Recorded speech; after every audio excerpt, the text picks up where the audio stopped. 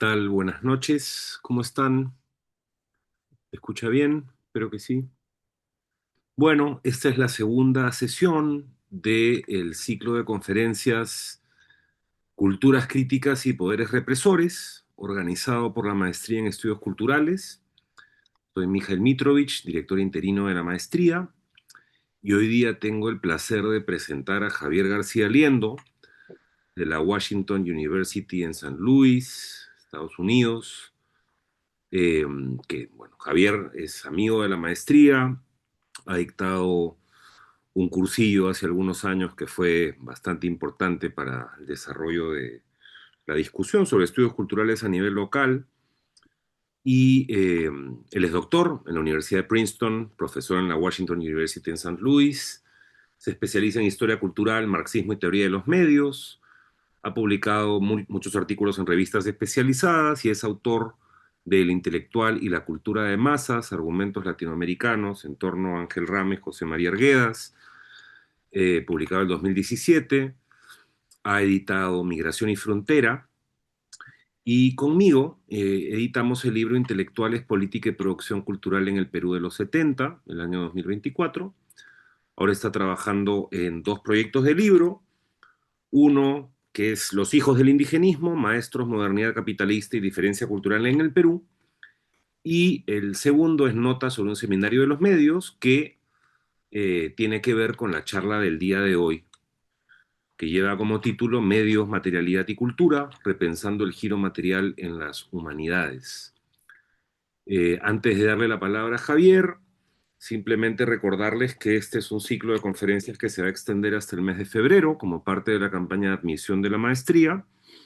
Vamos a tener varias conferencias más, entre las que vamos a estar Militza Angulo, Claudia Almeida, Juan Carlos Ubillús y yo. Pueden mirar la programación de este ciclo de charlas en nuestras redes sociales y de paso también avisar a gente que crean que puede estar interesada en cursar su maestría con nosotros. Pasen la voz de que estamos ahora mismo en la campaña de admisión 2026. Entonces, dicho esto, Javier, buenas noches. Adelante. Hola, buenas noches, Mijael. Buenas noches a todas y a todos. Espero que se me escuche bien, si no me avisan. Bueno, gracias por la invitación. Es un placer siempre regresar a la maestría y conversar estos temas con ustedes. Bueno, lo que he preparado es en realidad un texto que quisiera leer. Creo que va a ser más corto de que media hora, pero decir un poco al comienzo que se trata de siempre de un work in progress, o algo que está continuamente siendo pensado desde hace varios años. Y es una reflexión sobre las conexiones entre cultura, materialidad, medios, política, y se pueden ir añadiendo keywords para esta discusión, que la he desarrollado en algunos materiales, artículos en el libro que menciona Mijael, pero también en seminarios graduados y bueno, en charlas de otros sitios. Em, y bueno, decidí encuadrar esta conversación sobre el tema o el llamado giro material de las humanidades, que digamos, creo que usa más en inglés que en castellano el giro material, pero creo que a lo que se refiere es bastante fácil de identificar, es decir, un marcado interés por preguntarse por todos esos aspectos de la cultura que no son propiamente lenguaje, pero que son importantes para entender la cultura. Desde consideraciones editoriales de la producción de un libro, el soporte material, lo gráfico, etcétera, hasta los modos de leer, ya sea físicos o en la pantalla, o el impacto de los centros de datos contemporáneos, ¿no? En el medio ambiente. Entonces es un campo súper amplio que en realidad es una reacción, como se utiliza mucho en inglés esos giros, ¿no?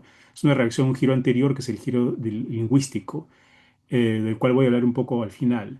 Entonces, no pretendo discutir a profundidad esta noción del giro material, pero creo que lo que voy a decir se puede ver como una entrada, tal vez no necesariamente no, mayoritaria, pero creo que importante a través de la discusión de los medios. Entonces, bueno, voy a empezar a leer lo que tengo. Creo que para comenzar vale la pena proponer algunas notas sobre lo que hay detrás del término medio. Son notas bastante elementales, pero nos permitirán tener una base común para lo que voy a decir. Aunque hay muchas más, quiero señalar tres acepciones de medio. En primer lugar, tenemos una definición por negación que se puede formular de la siguiente manera.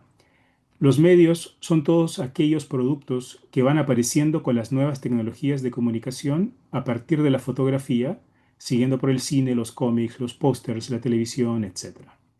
La particularidad de estos objetos es que no pueden subsumirse o reducirse a la categoría de la cultura dominante de la época burguesa, para simplificar arte y literatura, ¿no? Entonces son objetos que no pueden ser nombrados ni arte ni literatura y entonces la palabra medio se empieza a aparecer como ese espacio que no puede ser contenido en las categorías que existían entonces. Eh, Desde luego se trata de una acepción que es más común entre quienes han sido entrenados, como yo, en los estudios literarios, ¿no? Entonces, de llamar al cine o otro tipo de materiales como medios, eso es una manera de discutir el tema. La segunda excepción, que creo que es la que me parece más frecuente en el lenguaje cotidiano, ¿no? De la televisión, los medios, etcétera, es que medio se utiliza para hablar de los conglomerados o las empresas, como canales de televisión, de radio, en fin, más adelante redes sociales, ¿no? Como X, etcétera. Este uso enfatiza el alcance masivo de los medios y su naturaleza comercial. Así que también hay un contraste entre estas características y lo que sería la cultura restringida del arte, de la literatura como una práctica restringida. Obviamente se podría pensar en las grandes editoriales que hoy en día existen, pero es otro tema. Y la tercera acepción, que es la que me interesa, es un poco más técnica y medio señala principalmente un componente material de la cultura. Y aquí hay que decir que de cualquier cultura, incluyendo la literatura y el arte. Eh, Hay una historia de toda esta definición, pero voy a mencionar aquí algunas cosas muy puntuales. Una definición operativa de esta noción de medio es que sería la siguiente. Un medio es el soporte material en el que se plasma y se comunica un mensaje. Y aquí mensaje puede ser pensamiento, relato, forma visual, sónica, lo que ustedes piensen como cultura expresiva. La teórica holandesa Sibylle Kramer tiene una manera interesante de explicar esta idea del medio. Dice que cuando la comunicación funciona bien, el medio es invisible. Solo cuando falla, el medio se manifiesta, se hace presente. Por ejemplo, disculpen la vejez, un disco de vinilo rayado, ¿no? Cuando empieza a rayarse el disco, pues uno se da cuenta del medio, que es el disco, o lo mismo cuando uno está hablando por teléfono. Entonces, así entendido, el medio es el aparato en el que se plasma la cultura expresiva, y al pensar la cultura de este modo, surgen preguntas que regresan continuamente a su materialidad. Un disco de vinilo, un libro, un reel de Instagram, etcétera. Tenemos así que pensar la cultura como medio demanda la creación de nuevas categorías, pues las de la cultura literaria o del arte, pensemos por ejemplo contenido, forma, texto, originalidad, autor, no nos sirven demasiado para aislar esta problemática. Aquí voy a proponer dos categorías para discutir la dimensión mediática de la cultura que he venido usando en mi trabajo y son el archivo y la transmisión. O dicho de otro modo, el medio es el soporte material de la cultura que da cuenta de dos operaciones centrales para su existencia, el archivo o la grabación de información o contenidos y la transmisión en el tiempo y en el espacio de aquello que ha sido archivado. Pensemos en la escritura o pensemos en una foto, da igual. Sin lugar a dudas, se puede utilizar esta definición de medio para analizar cualquier tipo de cultura, incluyendo un acto de habla o una danza, una performance, pero aquí voy a restringir mi discusión al medio, a los tipos de aparatos tecnológicos que, comenzando con la imprenta, se encuentran en un momento de rápida proliferación e interconexión desde la invención del cine a finales del siglo, quise decir, sí, del cine a finales del siglo XIX, pero más claramente en la década de 1920. Entonces voy a pasar ahora a mapear algunos momentos de esta historia para pensar las cuestiones de archivo y transmisión. En los años 20 se acumulan innovaciones tecnológicas que alteran los modos de archivo y transmisión en la cultura. La grabación eléctrica de sonidos, de la época del disco, la cámara fotográfica de bolsillo, la invención de la radio y el cine, que pasa de la etapa inicial de las vistas o los noticiarios o newsreels a los largometrajes narrativos. Estos aparatos técnicos y muchos más alteran profundamente lo que se entendía por documento, así como la propia práctica de archivar. El contenido de esa cultura emerge y se captura, es grabada, y esas nuevas formas de archivar entran en tensión con las previas, como el archivo de la escritura, que predominaba en la cultura letrada o predomina en la cultura letrada y en la práctica de la historia, de la historiografía. Pero sucede incluso más. No solo cambia el estatuto del documento, sino también qué puede convertirse en documento. En este orden mediático, la historia no está hecha de sucesos excepcionales y personajes superiores, sino que se narra desde la prosa de lo cotidiano y por las entonces llamadas masas, las que se convierten en el nuevo sujeto de esta historia en el siglo XX, ¿no? Desde las revoluciones. Así, la nueva tecnología trae nuevas respuestas a la pregunta de qué vale la pena ser registrado. Es decir, no solamente qué se puede registrar, sino qué vale la pena ser registrado. Y esta pregunta, la última, no tiene solo una dimensión epistemológica, sino también política. Por otro lado, estos medios cambian igualmente los modos en que se transmite o circula la cultura, es decir, aquello que la tecnología archiva. La posibilidad de archivar una protesta o una revolución como la soviética estuvo de la mano con la circulación simultánea de esos registros a nivel mundial. Asimismo, las nuevas formas de circulación atraviesan viejas comunidades o crean nuevas. Pensemos en el caso de los discos de música, que últimamente han sido estudiados mejor para el temprano siglo XX. Los discos hicieron posible la circulación mundial de las culturas musicales locales y lo hicieron de manera anárquica, sin mayor control por parte de las instituciones formales de la música. Esta circulación creó una comunidad sónica que favoreció el sonido plebeyo o lo que se consideraba simplemente como ruido. En una dirección similar, la radio tejió una comunidad a distancia que puso progresivamente en contacto el mundo de las ciudades con el del campo, una dinámica que se plasmó a plenitud entre las décadas de 1940 y 1970, especialmente en países como el Perú.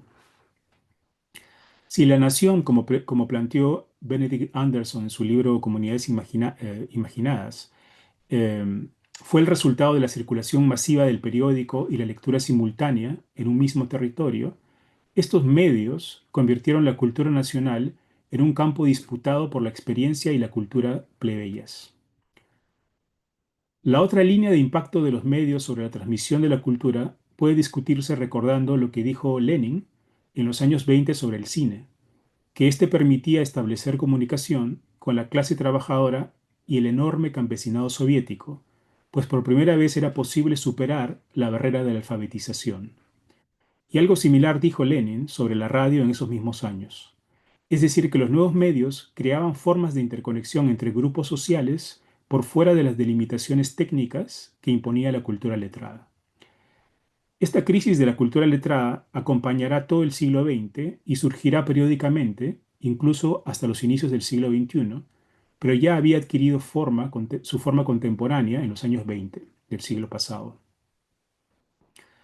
Al mencionar la década de los 20 como punto clave de la historia de cultura y medios, que estoy tratando de narrar un poquito salteadamente, no quiero dar a entender que estamos ante un punto cero, sino que más bien se trata de un momento histórico, por lo demás bastante estudiado, porque pensemos que es el momento de la vanguardia, ¿no? Del cine mudo, al paso luego al cine sonoro, en fin, muchos otros, la radio que se inventa, etcétera. Este es el momento histórico en el que se cristalizan los efectos de los medios sobre las formas de archivar y transmitir la cultura que se seguirán usando o serán siendo relevantes todavía hoy, ¿no? En la cultura digital.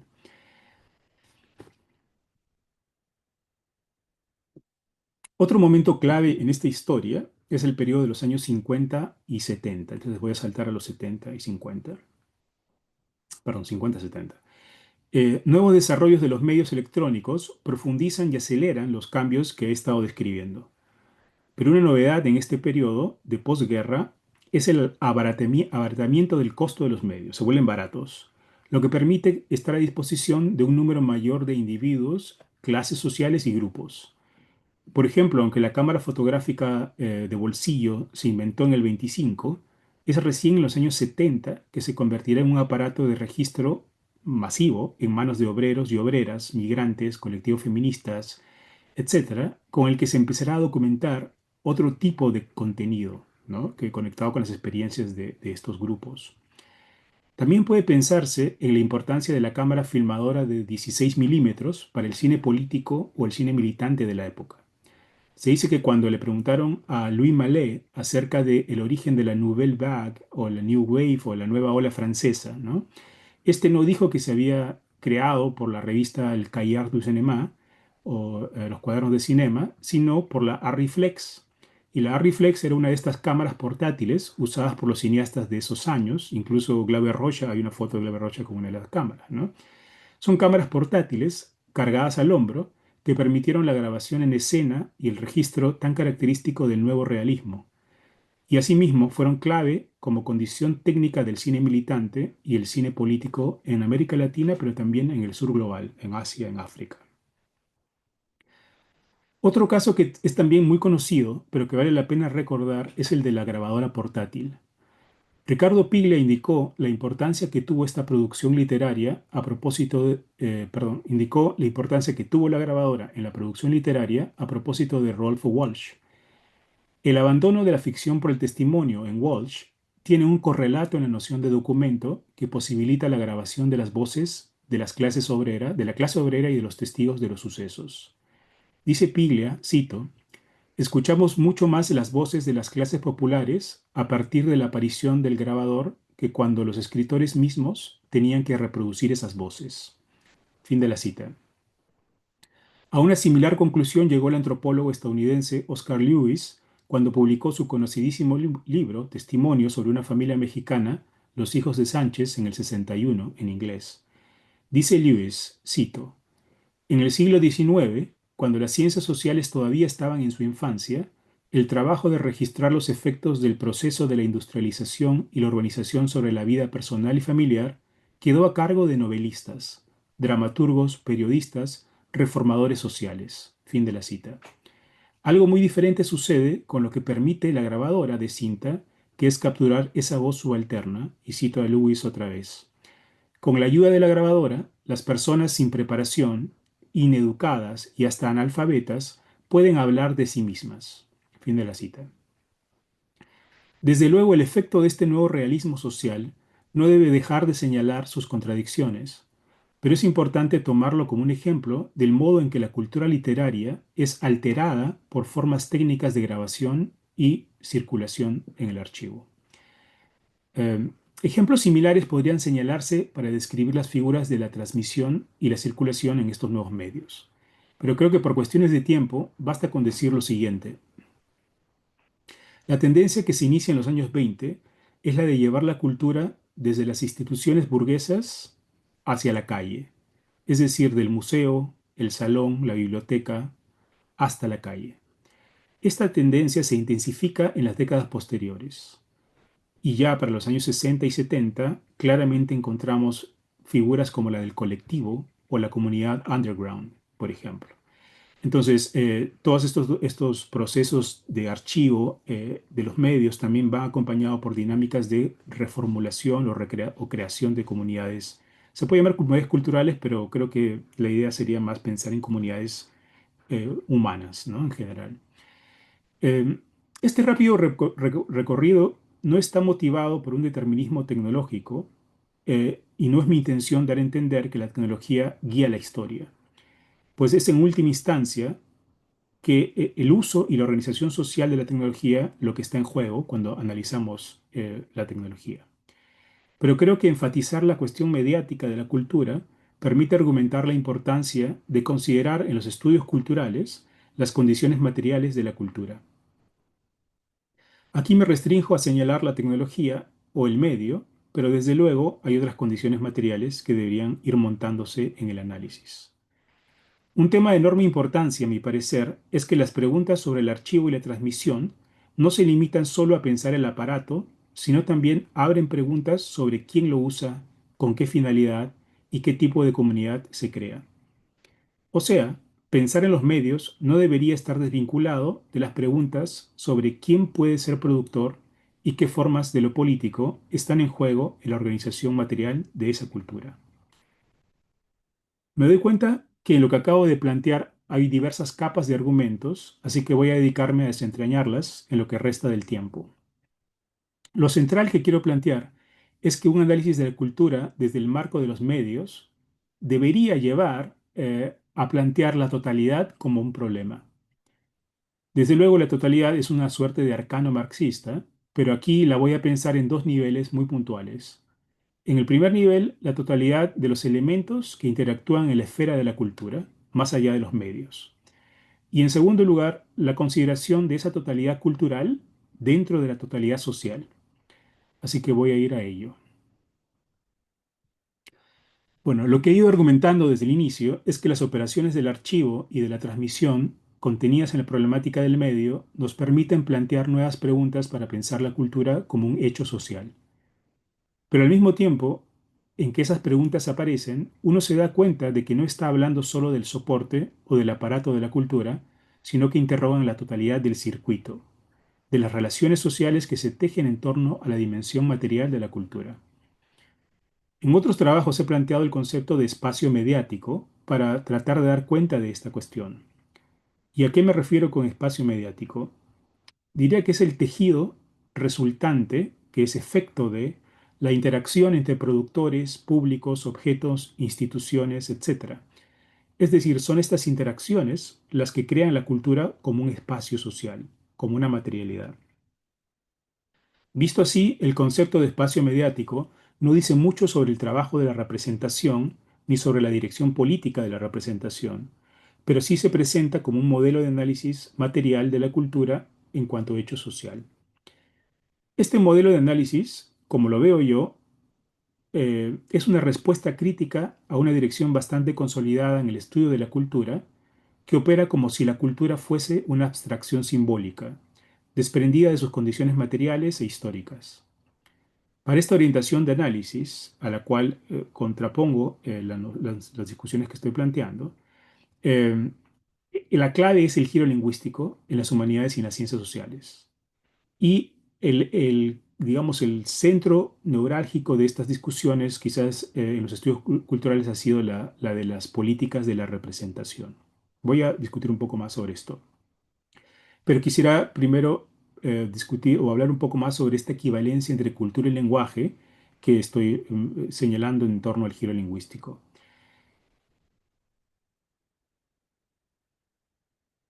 Eh, lo que voy a decir es muy breve y muy grande, muy general, porque lo que me interesa no es discutir profundamente el giro lingüístico, que por cierto ha sido ya muy discutido, sino tratar de aislar una figura de comprensión de la cultura y por lo tanto del análisis que implicaría esa figura desde los estudios culturales.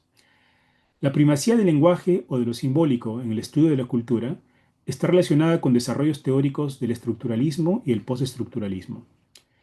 Dejando de lado las notorias diferencias entre ambos, hay una matriz común desarrollada por el estructuralismo y el peso que le da a la idea de la cultura organizada como un lenguaje. La idea de una cultura universal de significación, la identificación de patrones comunes de producción de sentido en todas las culturas, etc., presentan al estructuralismo como un proyecto que, en términos políticos, confrontó el darwinismo social prevalente, especialmente en Europa, el cual otorgaba la racionalidad a la cultura europea y postulaba una mentalidad diferente para el resto de la población mundial. Pero el otro lado de esa apuesta es, como se sabe muy bien, la desaparición de la historicidad de los elementos que participan en la producción del sentido. El postestructuralismo, por su lado, cuestiona la existencia de esa estructura universal, esa pretensión del estructuralismo, pero responde en los mismos términos lingüísticos y concentra la crítica política en lo epistemológico. Pensemos en Derrida, en el primer Derrida, digamos, ¿no? El poder del saber moderno existe en las fisuras, el poder del saber moderno existe para el postestructuralismo en las fisuras de la cultura que se ha convertido en un gran texto. A mi juicio, quien mejor ha mapeado estas tensiones es Fredric Jameson.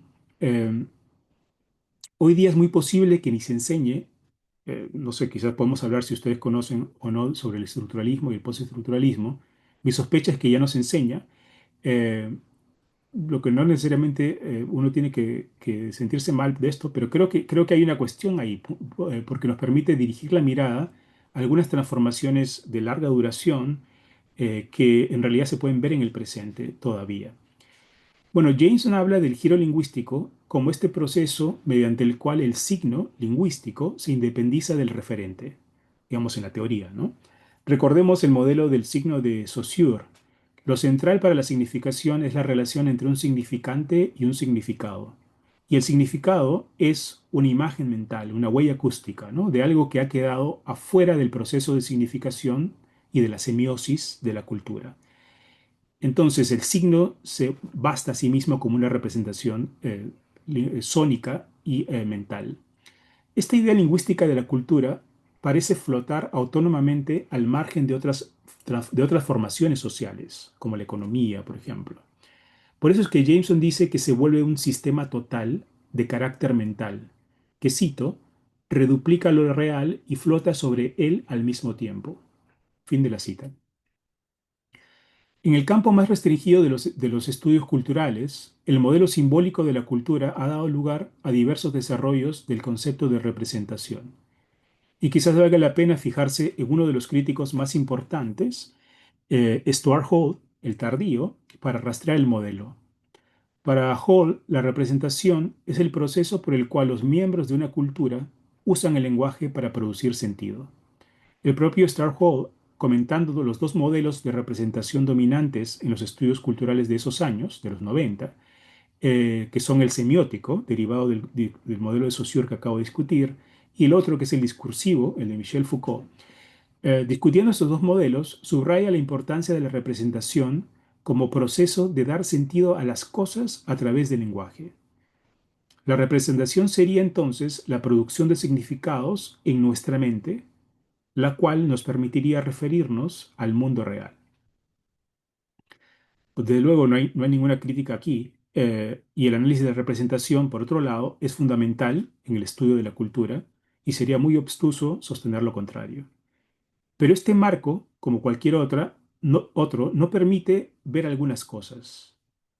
Especialmente no permite ver la valoración de aquellos aspectos materiales de la cultura como hecho social que no son propiamente formaciones discursivas. Para usar una frase del crítico Hans Ulrich Gumbrecht, eh, cito, se trata de pensar todos aquellos fenómenos y condiciones que contribuyen a la producción de significado sin ser significado ellos mismos. Fin de la cita.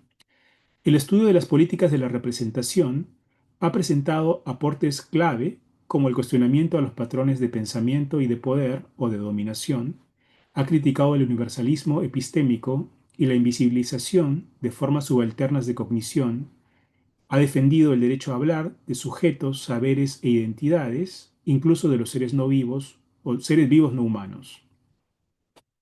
Todo esto, como digo, no puede ni ser ignorado ni subestimado, pero sí puede criticarse el marco restringido en el que se piensa o en el que en estas discusiones aparece lo político, es decir, la crítica a la representación.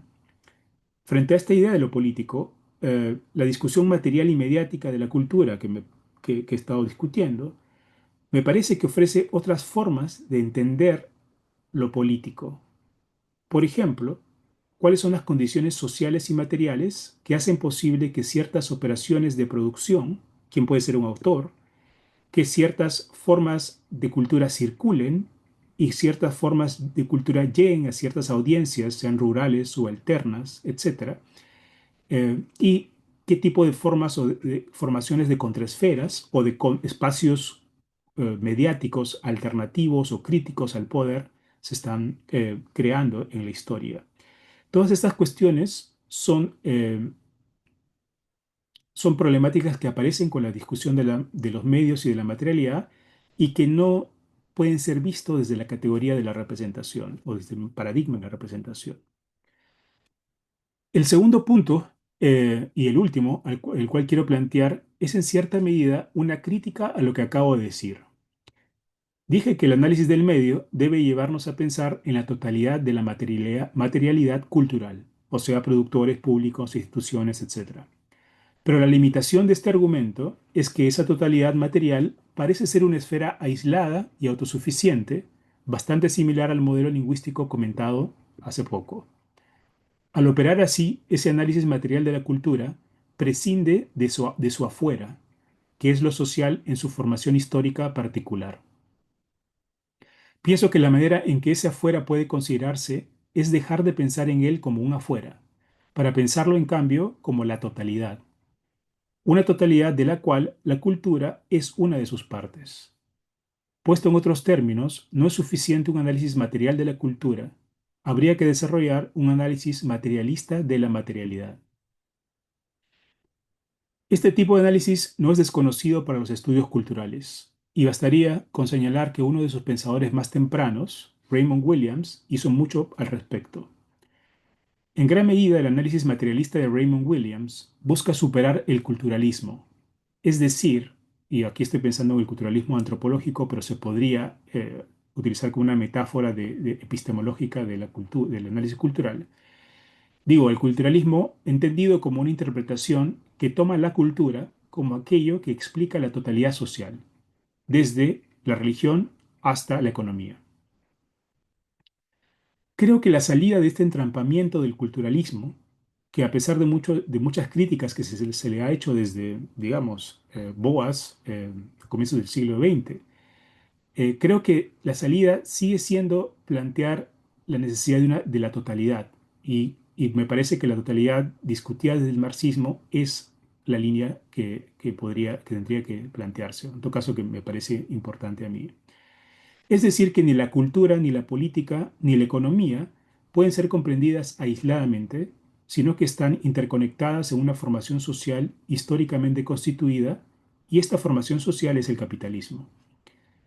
Se puede discutir en la obra de Williams, pero creo que me gustaría más señalar, para concluir, el caso de Walter Benjamin o mencionar a Walter Benjamin en lo que voy a decir, porque su temprana reflexión sobre los medios, desde los años 30 y 40, y la cultura en el capitalismo, definió la problemática del análisis materialista de la materialidad. Dicho en mis propios términos, esta problemática planteada por Benjamin es la siguiente. Con los medios electrónicos en el siglo XX, la superestructura se ha actualizado marchando a la misma velocidad de cambio que las fuerzas productivas generales. Esta actualización ha hecho que la cultura no sea ya una esfera independiente respecto del orden técnico y mercantil del capitalismo. Todo esto es la manera como él abre su famoso ensayo La obra de arte en la reproducción técnica, en la época de la reproducción técnica. Ahora, esta suerte de subsunción hace posible que la cultura desempeñe un papel importante en la producción y la reproducción social de la vida. Al estar operando conjuntamente con la política, la economía, la organización del tiempo productivo y del ocio, la cultura no solo está imbricada en la preservación del orden dominante, es decir, en el capitalismo, sino que también está imbricada en la posibilidad de un cambio de sociedad. Creo que trabajando desde este horizonte, es posible poner en discusión lo que está detrás de un análisis materialista de la materialidad de la cultura. Se podría argumentar que este tipo de análisis le quita agencia al creador, y así es, solo que le quita agencia a la idea moderna o burguesa del individuo, aislado, en cuanto creador heroico de la cultura. A cambio, se gana, en un análisis materialista, abrir la puerta a pensar la cultura como una práctica que, aunque requiere la totalidad, se orienta a intervenir en las relaciones sociales y a transformarlas. Bueno, lo voy a dejar aquí, Mijael, para conversar. Bien, Gracias. gracias a ti, Javier. Muchas gracias. Bueno, tenemos un tiempo para preguntas, comentarios. No quiero empezar yo, ya está habilitado el audio y el video para quienes están participando. Entonces, si levantan la mano, cosa que podemos ordenar un poco las intervenciones. ¿Quién se anima?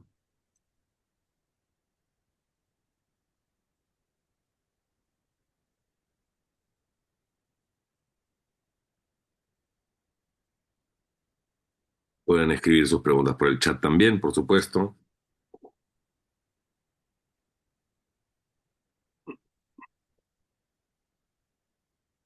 Bueno, entonces empiezo yo y si alguien se anima, se suma. Javier, gracias por la charla. Eh, Tengo un par de anotaciones que tienen que ver con pensar un poco en qué medida la discusión sobre la materialidad, me parece que en efecto, durante mucho tiempo ha habido una especie de oposición entre lo que el giro lingüístico produjo y lo que el marxismo antes había avanzado en términos de comprensión de la cultura como una superestructura, como parte de las formas ideológicas de la sociedad, pero pienso en qué medida el día de hoy la oposición eh, entre el marxismo y los estudios materiales es distinta. Es decir, el giro lingüístico también ha tenido una especie de vuelta a la materialidad y el día de hoy tenemos estudios de infraestructuras, de técnica, de tecnología, de todo, todo planteado como una especie de nuevo materialismo, ¿no? Los últimos 15 años ha habido una gran discusión en la filosofía, en la antropología, en la sociología, en los estudios mediáticos, etcétera, donde lo que se intenta es dar cuenta algo así como lo material entendido como lo sensible, ¿no? Entonces, ¿qué es lo que tenemos hoy en el debate frente a esa especie de agencia? ¿No? Pienso en el rollo de Bruno Latour, pienso en ese tipo de entradas. Lo que han hecho es intentar, de alguna manera, eh, ir contra el marxismo, ir también contra el giro lingüístico, pero planteando una especie de nueva cosa medio sublime, donde lo material sería esta cosa más allá de lo humano que está teniendo agencia y proliferando y desarrollando cosas a espaldas de nuestras conciencias. Entonces, ¿cómo ves ese nuevo posicionamiento donde tu propuesta anclada en el marxismo tiene que estar discutiendo con otro tipo de materialismos?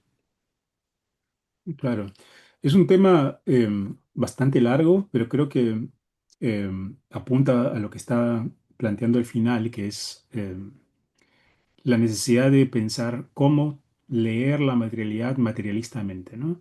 Eh, tú lo has dicho muy bien, creo que, que la cuestión de giro material de las humanidades, lo que ha hecho, lo que está haciendo ahora es girar, digamos, la atención del contenido a los elementos, en el caso de la cultura específica, porque claro, tú hablas de la Tour, se puede mencionar la agencia de lo no humano, etcétera, pero para, digamos, para centrar un poco la cuestión, se podría pensar en todas esas significaciones no lingüísticas, ¿no?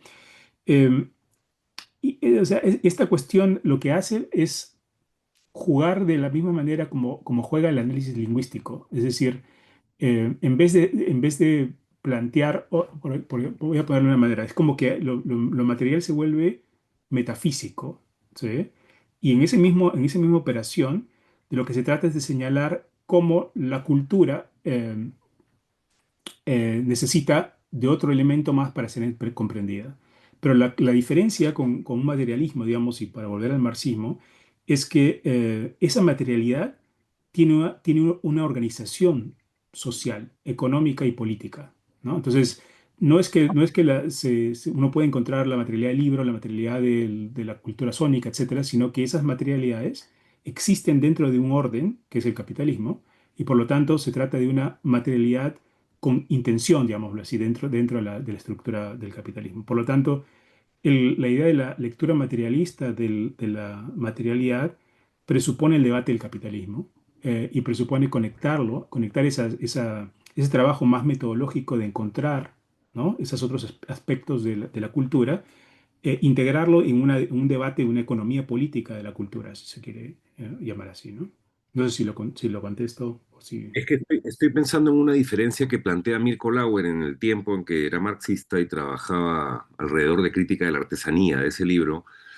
Hay un texto cercano al libro donde él plantea una diferencia muy clara entre lo físico y lo material que es fundamental en la historia del marxismo, pero que es muy pocas veces comprendida el día de hoy, donde muchas veces cuando hablamos el día actualmente, ¿no? Sobre, por ejemplo, el giro afectivo del archivo, cuando hablamos de las infraestructuras y la técnica como lo que tenemos que ver de espaldas a la representación para poder entender cómo se construye el sentido. eh, Lauer planteaba simplemente que lo físico es eso crudo que está al frente de uno, ¿no? Y cuando uno habla de la materialidad del libro, no debería pensar en lo físico. La fisicalidad es una cosa, pero la materialidad es cuando esa fisicalidad está imbuida en relaciones sociales. Y ahí me acuerdo de uno de los últimos libros fuertes de Jameson del 2019, que es Allegory and Ideology, donde tiene este planteamiento muy interesante, ¿no? En el viejo debate, si es que la base determina las superestructuras, la cultura, la ideología, y si éstas tienen algo que ver hacia abajo, ¿no? Si es que éstas juegan hacia la determinación de la sociedad en su conjunto. Jameson terminó diciendo una cosa que me parece bien esclarecedora, ¿no? Que es que muchos de estos debates contemporáneos, como tú has dicho, terminan convirtiendo la materia en algo metafísico, mientras que lo realmente importante para estudiar las formaciones sociales siempre son las relaciones sociales, ¿no? Es decir, y es una idea bien bonita que tiene Marx en los Grundrisse cuando dice pues que una vía férrea que no se usa es nada más que una vía férrea en potencia. No existe nada pasando a través de ella. Entonces eso me hizo pensar también en lo que planteaba sobre el uso, que es como algo pendiente de retomar de cierta sociología marxista de la cultura de los 60 y 70 que tal vez tenía más claridad respecto de que si no se interviene o no se estudia los usos concretos de las cosas, en verdad uno no está descubriendo cómo funcionan, cuál es su operatividad social. Sí, de acuerdo. Creo que el tema del funcionamiento de las cosas, para ponerlo tus palabras, es clave. No conozco el texto de Lauer, pero yo creo que está súper interesante esa distinción entre lo físico y lo material. Estaba pensando también en esta idea de Maurice Godelier, ¿no? Que cuando él discute la noción de base superestructura, que él argumenta que es una mala traducción, ¿no? de Marx. Pero entonces él dice, bueno, la base, la estructura, la economía, ¿no? Las relaciones sociales, relaciones económicas son la base, eh, son el cimiento, digamos, ¿no? Con esta noción que parece que Marx, que no yo no sé, digamos, alemán, pero la idea es de una casa, ¿no? Entre los cimientos y arriba está la superestructura que sería la casa, ¿no? Entonces él dice, bueno, nadie habita en los cimientos, ¿no? Los cimientos están ahí, uno habita en la casa, pero esta necesidad del cimiento es una cuestión como un desafío muy importante hoy en día a la hora de discutir la materialidad, ¿no? Desde un materialismo que quiera confrontar ciertas ideas del fetiche de lo material hoy en día, ¿no? Que me parece es una cuestión saludable frente al giro lingüístico, pero al mismo tiempo una limitación muy grande porque reproduce la misma mirada epistemológica de la cultura, el lugar de la cultura, y no lo considera como una relación social, ¿no? Dentro Ujú. del marco político. Bueno, tiene alguna pregunta, comentario por escrito o interviniendo, abriendo audio y video? Si no, yo sigo, tengo más notas, así que ustedes dirán. Pero quizás no está muy claro lo que he dicho, ¿no? Se podría también... Pero también si alguien quiere preguntar, adelante.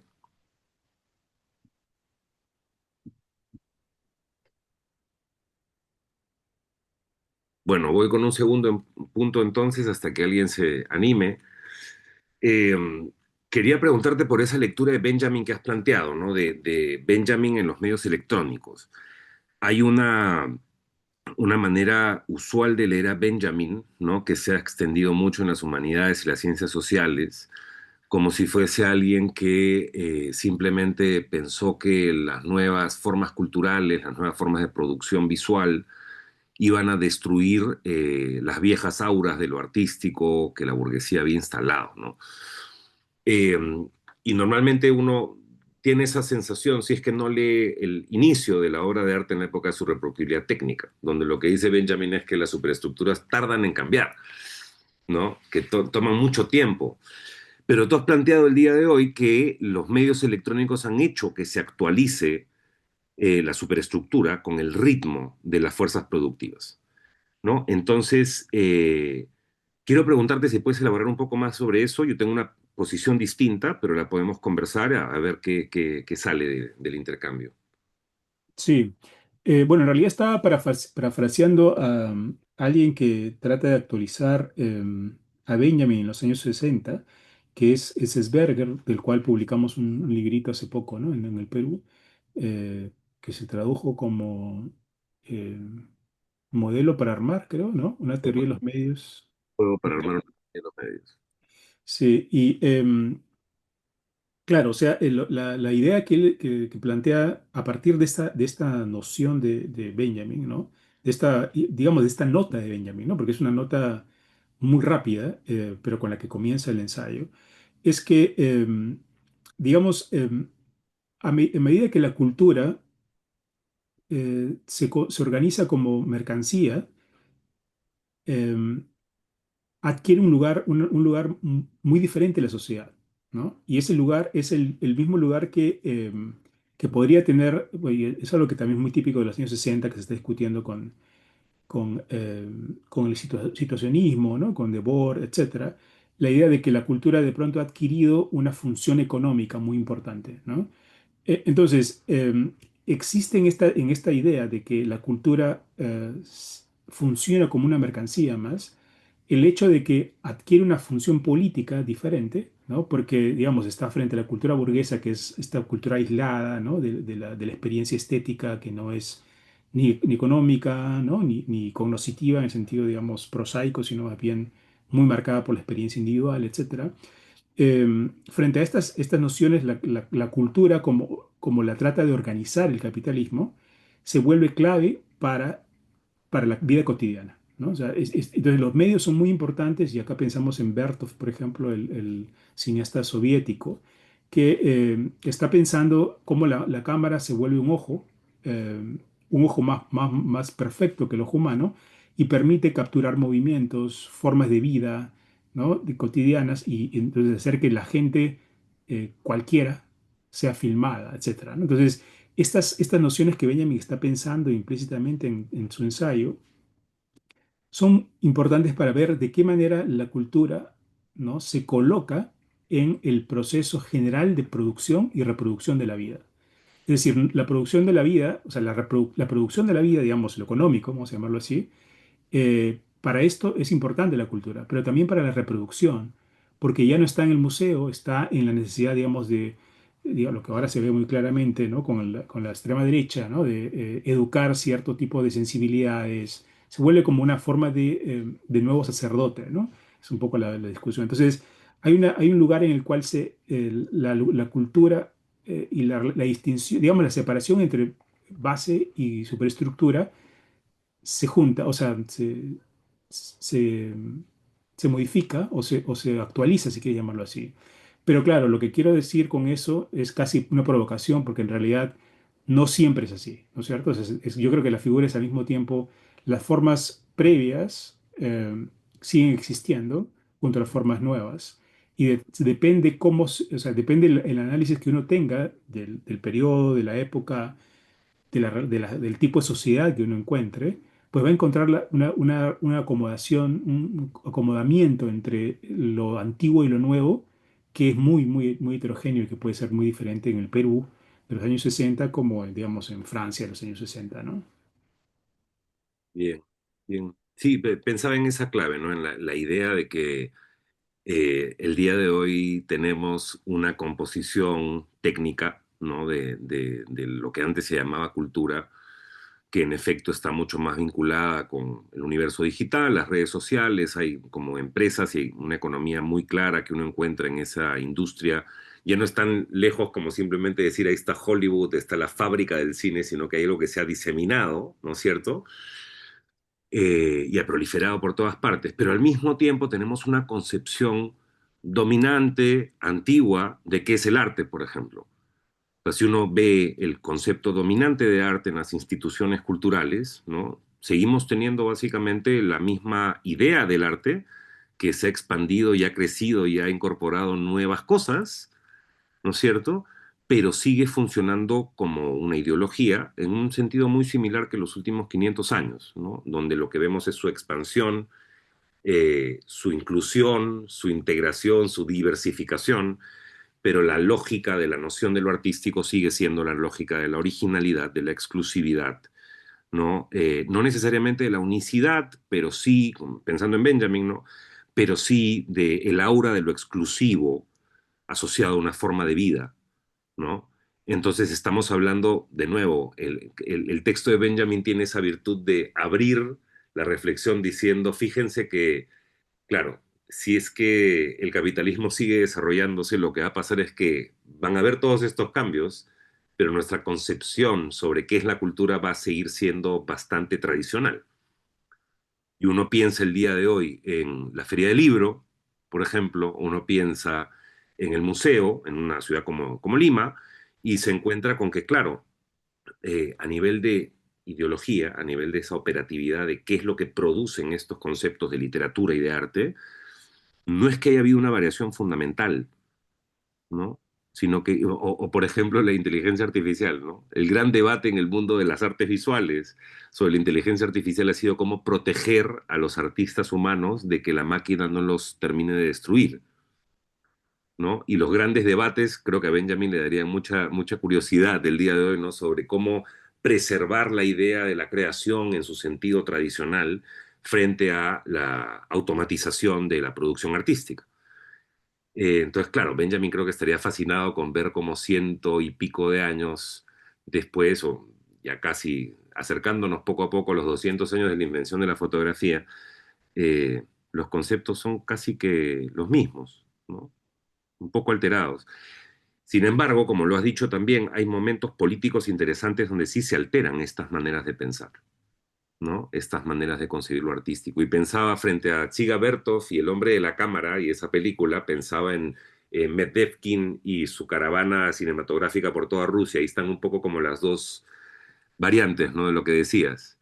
El que está inventando en el nivel de la representación, pensando cómo el ojo se mete en todo lo social, y el otro que está cogiendo el aparato y llevándoselo para firmar todos los pueblos de ese país gigante que era la Unión Soviética en su momento, ¿no?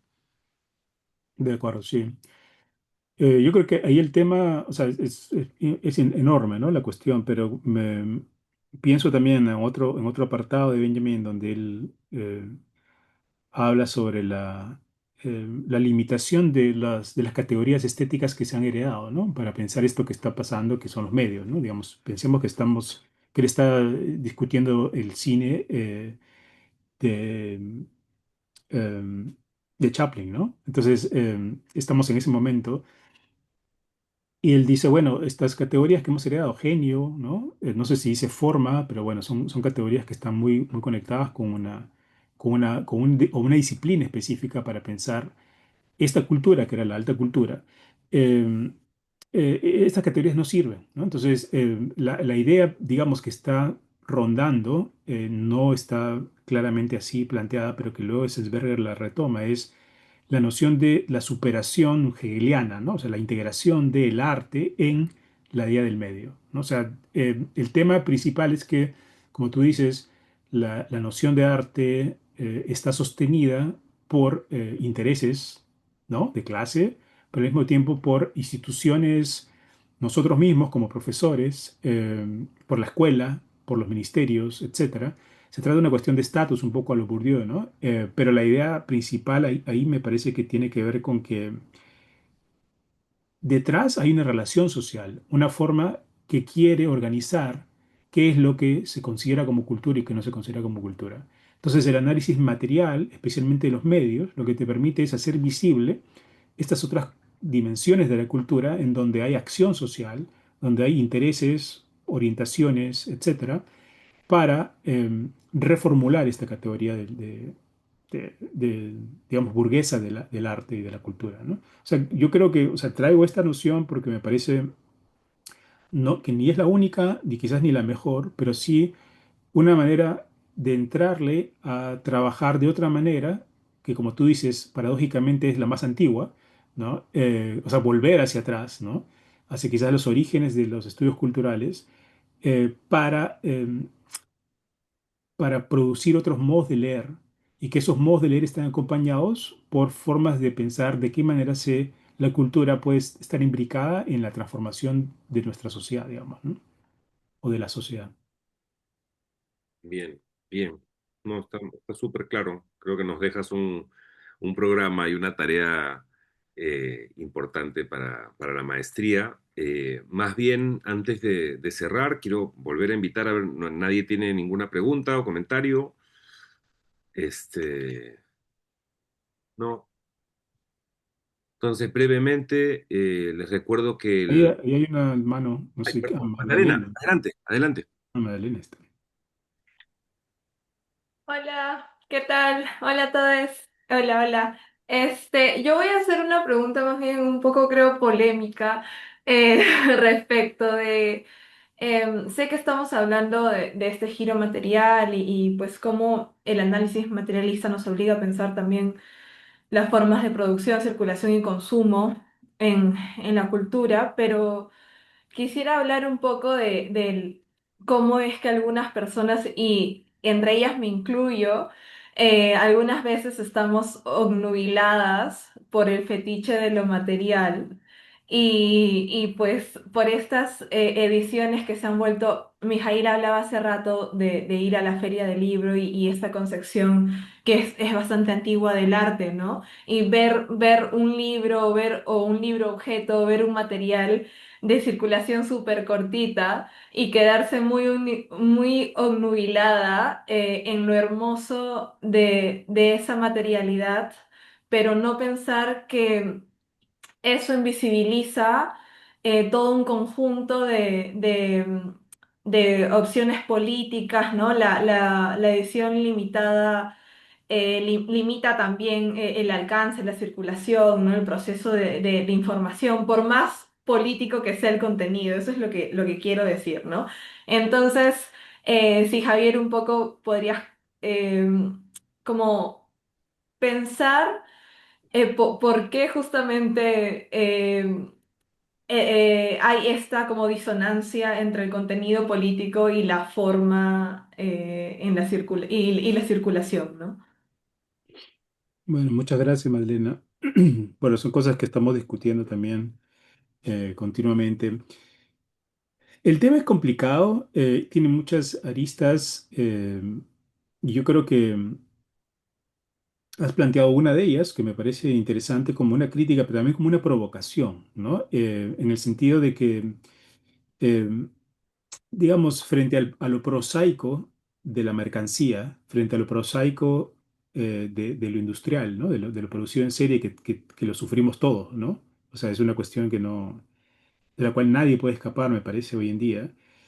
Ante esa falta de poesía, digamos, de la mercancía en el capitalismo, lo artesanal adquiere un valor importante, ¿no?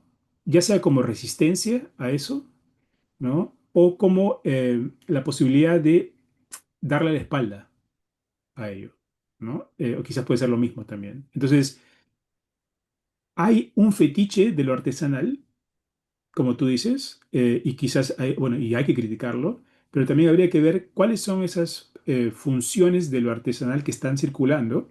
Por ejemplo, qué tipos de comunidades están produciéndose en torno a lo artesanal, ¿no? Al trabajo, digamos, al trabajo artesanal en la cultura.